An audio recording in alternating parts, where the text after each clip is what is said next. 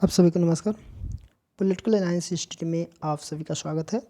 आज के इस वीडियो में हम लोग देखेंगे कि भारतीय संविधान से संबंधित कुछ महत्वपूर्ण प्रश्न जो NET JRF TGT PGT ELT grade GIC GDC assistant professor तथा अन्य किसी भी वनडे एग्जाम के लिए बहुत महत्वपूर्ण है। तो चलिए देखते हैं आज का इस सेट को। तो आज का पहला प्रश्न है कि यह किसका कथन है कि संविधान सभा अनिवार्यतः एक दलीय देश में एक दलीय निकाय थी। वह सभा कांग्रेस थी तथा कांग्रेस ही भारत था। तो दिया है A Morris Jones, Paul R Brass, Granville Austin और रिचर्ड सीसन। तो इसका जो सही उत्तर हो जाएगा ग्रेनविल ऑस्टिन। ऑप्शन सी इसका राइट आंसर हो जाएगा। अगला प्रश्न है दिया है, इसको छोटा कर ले रहा है कि दिया कि निम्नलिखित में से किनकी भारत के राष्ट्रपति अथवा राज्यपाल द्वारा क्षमता प्रदान करने के अधिकार के प्रयोग में न्यायिक समीक्षा के लिए आधार के रूप में पहचान की गई है। तो इसमें कुछ कथन है कि आदेश को मस्तिष्क का प्रयोग किए बिना पारित किया गया है। दूसरा है कि आदेश दुर्भाग्यपूर्ण है। फिर तीसरा कि आदेश को वाह अथवा पूर्णतः असंगत अनुचितन के आधार पर पारित किया गया है। और चौथा है कि आदेश यादृच्छिकता से ग्रसित है। तो इसका जो सही उत्तर हो जाएगा इसमें से सभी हो जाएगा। देखिए ये भी सही है, ये भी सही है, ये भी सही है, ये सब के सब सही हो जाएगा। तो ऑप्शन डी इसका राइट आंसर हो जाएगा। अगला है, इसमें दो सूची दिया गया है, इसको सुमिलित करना और नीचे कूट का उत्तर देना है। देखिए पहले सूची में दिया है पंचायती राज समिति और दूसरे जो सूची है उसमें वर्ष दिया गया है। यानी कि पंचायती राज समिति से संबंधित कुछ हैं समिति है और किस सन में वो सब आया था। देखिए ये है CH हनुमंत राव, ये है 1984 में। फिर है GBK राव, तो GBK राव हो जाएगा 1985 में। फिर अशोक मेहता, तो अशोक मेहता जो हो जाएगा वो हो जाएगा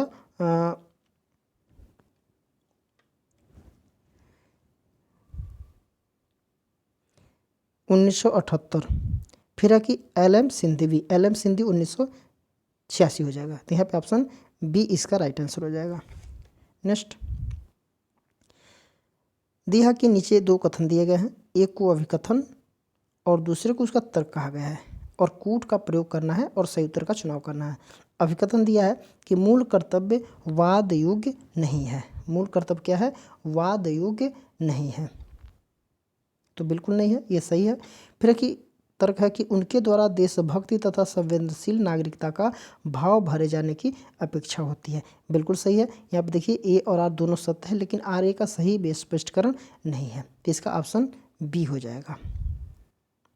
अगला है दिया कि निम्नलिखित में से कौन भारत के विधायिका के विशेषाधिकार हैं। विधायिका के क्या है? विशेषाधिकार है। कौन है? तो दिया है कि वाद विवाद तथा सभा की कार्यवाही को प्रकाशित करने का अधिकार तथा अन्य को इसके प्रकाशन से रोकने का अधिकार। तो ठीक है, ये भी सही है। फिर है कि सदन में अपरिचित को अप्रवर्जित करने का विशेष अधिकार, बिल्कुल है। आंतरिक मामलों को विनियमित करने का अधिकार भी सही है। और विशेषाधिकार का उल्लंघन करने के लिए या सांसदों तथा बाहरी व्यक्ति को सजा देने का अधिकार भी है। तो यहाँ पे ऑप्शन डी इसका सही उत्तर हो जाएगा सब। नेक्स्ट है दिया कि निम्नलिखित में से कौन भारत के निर्वाचन सुधारों से संबंध नहीं है। तारकुंडे समिति, दिनेश गोस्वामी समिति, AN वोहरा समिति और इंद्रजीत गुप्ता समिति।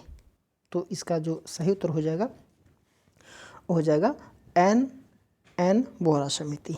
ऑप्शन सी इसका राइट आंसर होगा। बाकी यह और ये सब के सब चुनाव सुधार से संबंधित है और ये जो है चुनाव सुधार से संबंध नहीं है, तो ऑप्शन सी इसका सही उत्तर हो जाएगा। अगला प्रश्न है दिया कि निम्नलिखित में से कौन भारत में बजट को लागू करने हेतु नोडल एजेंसी है। संसद है, लोक सेवा समिति है, वित्त मंत्रालय है और भारत का नियंत्रक एवं महालेखा परीक्षक है। इसका जो सही उत्तर हो जाएगा वित्त मंत्रालय। ऑप्शन सी इसका राइट आंसर हो जाएगा। क्या? बजट को लागू करने हेतु एक नोडल एजेंसी है, बाकी यह सब नहीं है। नेक्स्ट है दिया कि भारत में शब्द, कौन सा शब्द? घाटा वित्तीय को सर्वप्रथम किसने परिभाषित किया था? किसके द्वारा परिभाषित, देखिए किसके द्वारा परिभाषित किया गया था? प्रथम पंचवर्षीय योजना, वित्त आयोग, प्रशासनिक सुधार आयोग और एडी गोरवाला रिपोर्ट। तो इसका जो सही उत्तर हो जाएगा प्रथम पंचवर्षीय योजना, ऑप्शन ए इसका सही उत्तर हो जाएगा। नेक्स्ट अगला प्रश्न है,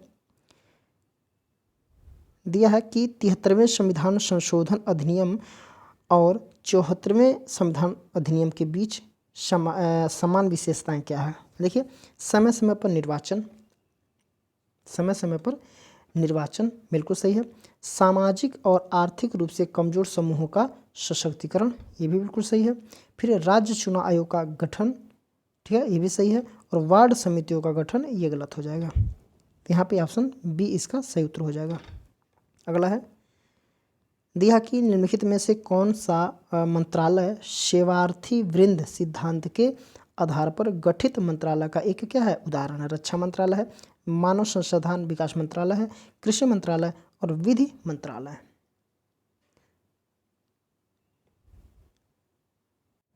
तो इसका जो सही उत्तर हो जाएगा कृषि मंत्रालय, ऑप्शन सी इसका सही उत्तर हो जाएगा। नेक्स्ट दिया कि कौन सुमेलित नहीं है? यहाँ पे दिया है कौन सुमेलित नहीं है। दी है ये है लक्ष्मीकांत पांडे बनाम भारत संघ, भारतीय बच्चों का अंतर्देशीय गोद लिया जाना। तो देखिए ये सुमेलित है, ये बिल्कुल सही है। फिर है कि एसपी गुप्ता बनाम भारत के राष्ट्रपति तथा अन्य, इसमें क्या है कि सामाजिक उद्देश्य के लिए लोकहित याचिका दायर करने हेतु नागरिकों को समर्थन, ये भी सही हो जाएगा। फिर कि मोहिनी जैन बनाम कर्नाटक राज्य, प्रदूषण मुक्त जल एवं वायु का सेवन। तो देखिए ये गलत हो जाएगा। फिर है ओल्का टेलिस बनाम बम्बई नगर निगम, यहाँ पे आजीविका का अधिकार, ये भी सही है। तो यहाँ पे ऑप्शन सी इसका राइट आंसर हो जाएगा। सुमेलित नहीं। अगला है,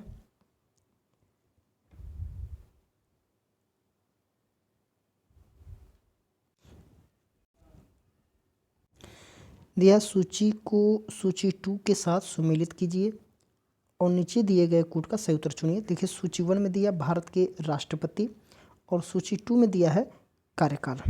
देखिए पहला है बरागरी वेंकट गिरी, यानी कि वीवी गिरी, इसको बोला जाता है वीवी गिरी,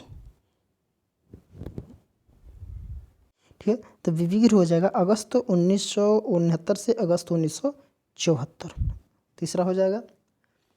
फिर है डॉक्टर जाकिर हुसैन, तो डॉक्टर जाकिर हुसैन का मई 1967 से मई 1969, ये चौथा हो जाएगा।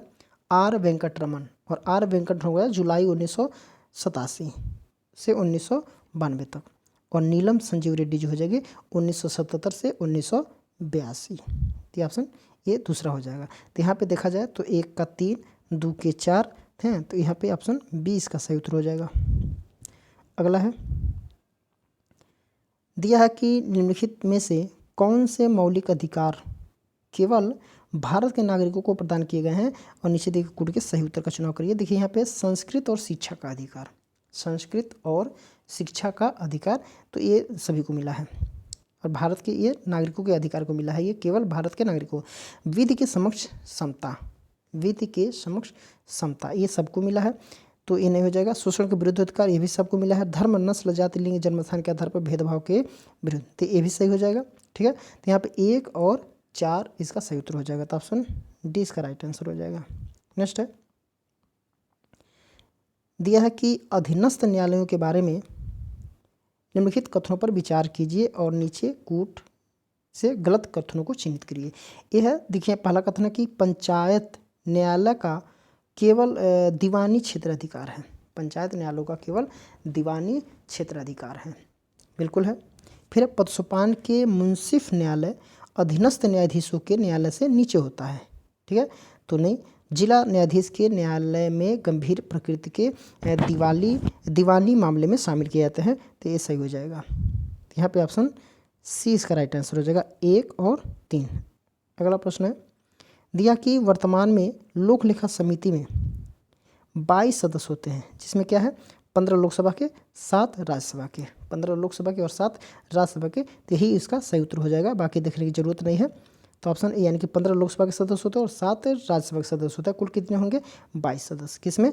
लोक लेखा समिति में। अगला है, दिया है कि नीचे 2 कथन दिए गए हैं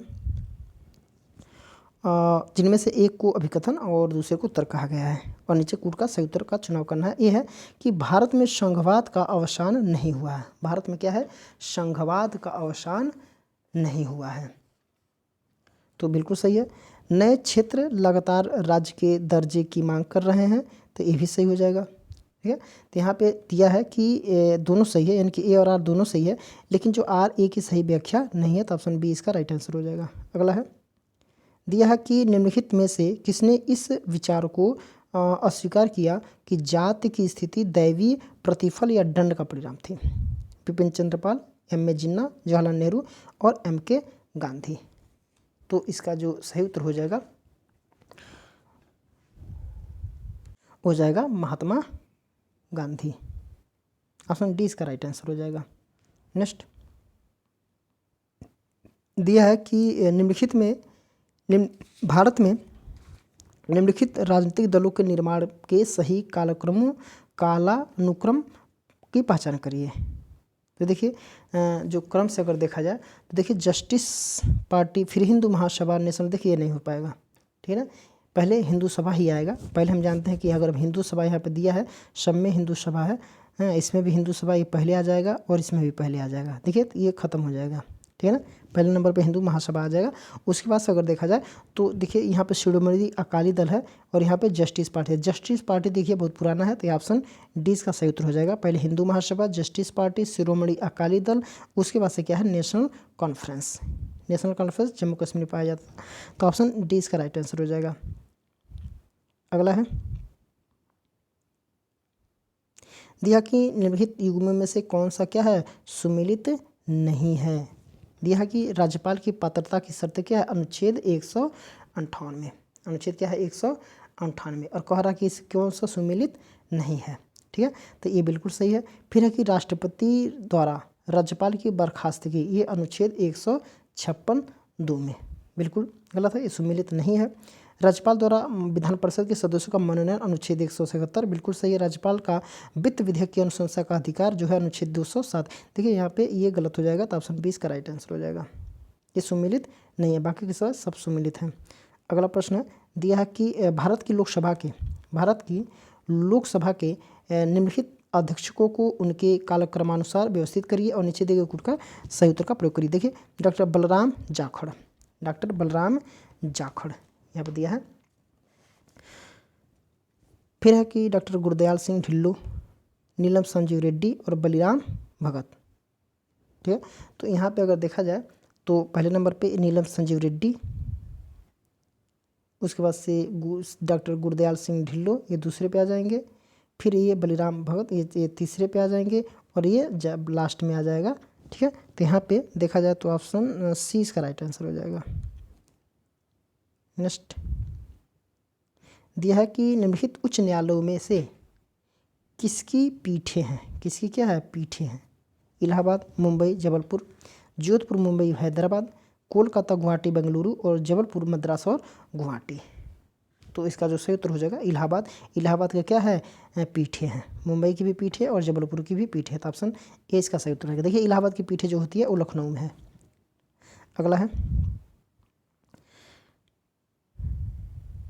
दिया है कि निम्नलिखित में से किसकी भारतीय संघ में तनाव वाले क्षेत्र के रूप में पहचान नहीं की गई है? ये है अंतर्राज्यीय परिषद।